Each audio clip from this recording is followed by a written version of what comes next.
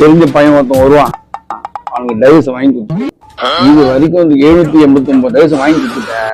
விரைவில் 1000 டைவர்ஸ் வாங்கி கொடுத்து என் பேரை காப்பாத்துறா. பண்ணிட்டா போச்சு. சரி, டைவர்ஸ்க்கான ரீசன் தான் என்ன? அந்த கொடுமையை எப்படி பண்ண என் வாயால சொல்லுவேன். அவனே வருவான், அவன்கிட்ட கேட்டு தெரிஞ்சுக்கோ. வருவானா மாட்டானா? எப்பதான்டா வருவான்? நேற்று நைட்டே என் பொண்டாட்டி சொன்னான், ஸ்கூல் ஃப்ரெண்ட்ஸ் எல்லாம் கட் பண்ணுன்ட்டு. இப்ப டைம் ஆகி போச்சு, நான் வேற சீக்கிரமா போனேன்டா வீட்டுக்கு.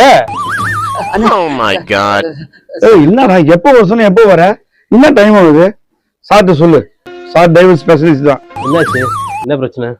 சொல்றேன் சார். பதட்டப்படாம என்னன்னு டக்குன்னு சொல்லியா? சொல்றேன் சார். வரதட்சணை கொடுமையா? சார் வரதட்சணை கொடுமையெல்லாம் இல்ல சார். எங்க அப்பா கல்யாணம் ஆகும் போதே என் பேர்ல 2 வீடு எழுதி வச்சிருக்காரு சார். ஒருவேளை பாலியல் தொல்லை அதிகமா இருக்குமோ?